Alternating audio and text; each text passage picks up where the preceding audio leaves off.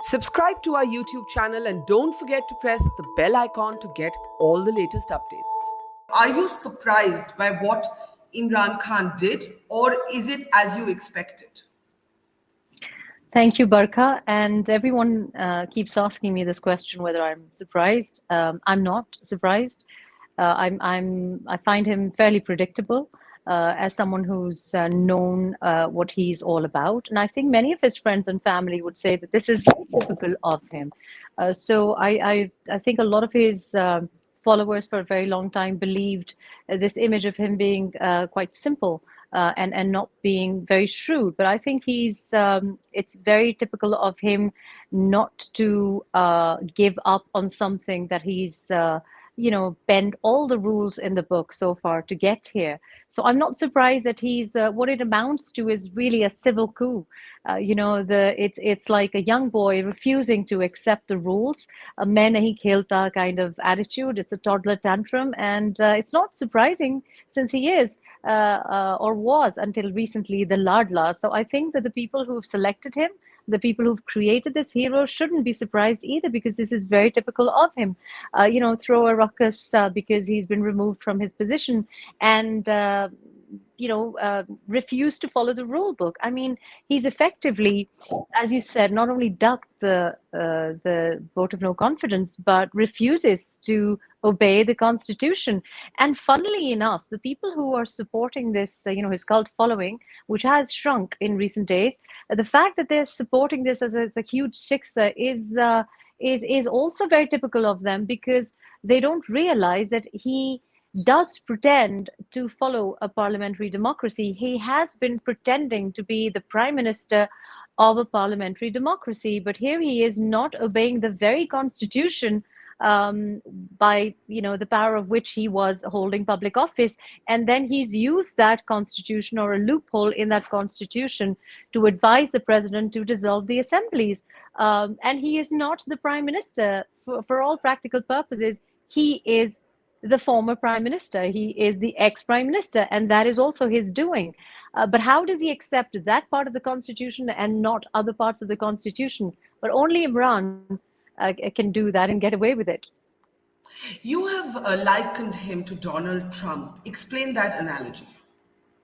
I think he's a mini Trump at best, because I think, to be fair to Trump, I wrote an article a couple of years ago that I think that Boris Johnson, Trump, and Imran are sort of cut from the same cloth. I think they are, as the Bollywood films would say, mele mein kho gaye the, kumbh ke mele mein kho gaye the, So I do think that they are, very, very similar. And I've described them as ambition without a cause. I think that they are, to be fair to Trump, why I say Imran is a mini Trump is because Imran doesn't yield the sort of power Trump actually has. To be fair to Trump, he did actually have a little bit more vote. If you consider the last elections, and that is also quite unnerving and disturbing. Imran's vote bank is not real.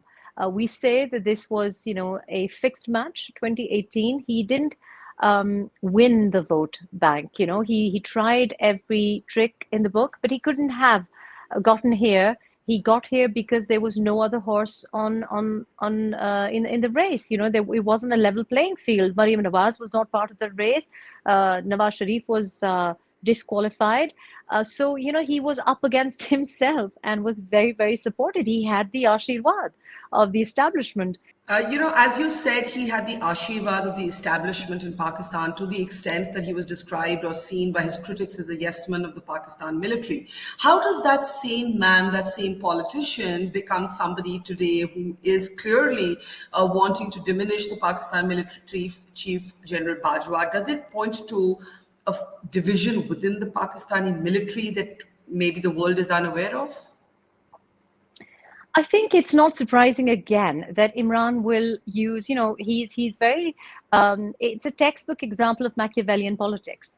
So it's very much the students of political science will remember the prince, and so this is one of the conversations that I detailed in the book as well, because I remember my son was in the first year of his politics course, and they were having this conversation, and Imran just sort of put it in a nutshell and said Machiavellian politics works.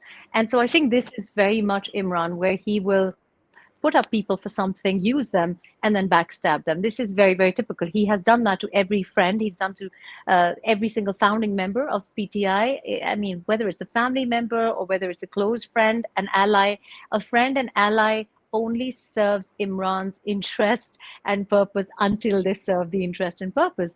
And of course, I mean, this is politics. Explain who is Farha? Who is this mystery Farha? In India, we understand her to be a close friend of Bushra Bibi, Imran Khan's present spouse. Typically, as a woman, I don't actually like to draw spouses into a political conversation, but in this case, she's become very much part of the raging controversy. The opposition has accused her of being a center of corruption. They've accused her of sort of trysts with the occult. I'm talking about Mr. Khan's wife. And then there's the best friend that the opposition is calling her front woman. Can you explain what this is all about? So I agree, Barka, that I feel uncomfortable sort of not only drawing, spouses or people who might be friends of the spouse or any females in this discussion, particularly now. I think that, of course, I'd only say one sentence about this and leave it at that, because I think it would be beneath me to say anything further, even if I had knowledge of that, because I think that is not the core issue. I think the opposition, or those who are trying to defame the former first lady, when she was the first lady, there was this campaign against her. And whatever my personal feelings might be about a woman and what role she has played in my life, I think that we need to be very clear what's happening now. This is not about the first wife, the first lady, or the former first lady, or the first lady's friend.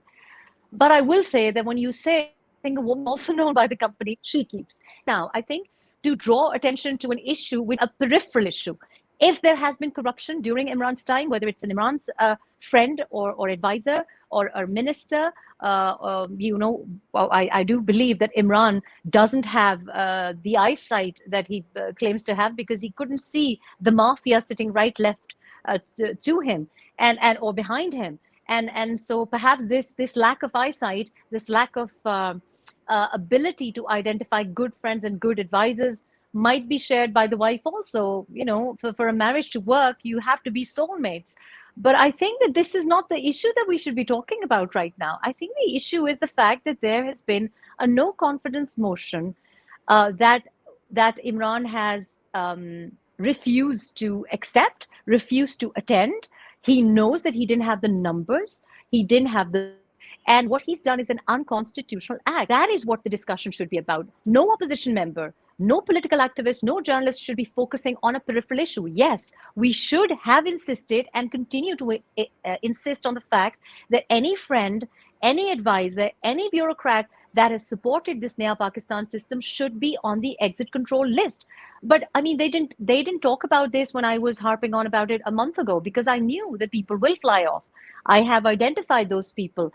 I did not want to name the ladies because, again, I thought that it would be unbecoming of me. But I made a general statement on Twitter that anyone who has supported this system should be on the exit control list, so that we can ask questions about what has gone on. And people should have a right to defend themselves in a court of law or by the other means of, shall we say, accountability forums that Imran is so fond of.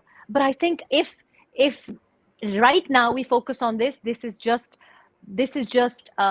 dodging the core issue. The issue right now is that why is the Supreme Court dragging its feet on a very, very simple decision? It's in my eyes an open and shut case. I do not understand why there is a lack of urgency. There has been a violation of the Constitution by the acting Speaker Qasim Suri, and then a violation by the former Prime Minister, and also followed by the continuous violation solution and system. That is what we should focus on. Who Farah Khan is, what she's done is perhaps a topic for another day, and perhaps maybe she's well out of our reach now. It's great to see you here. Thank you for watching our work. If you haven't subscribed yet, don't forget to click the bell icon and subscribe to Mojo Story and support independent, robust journalism.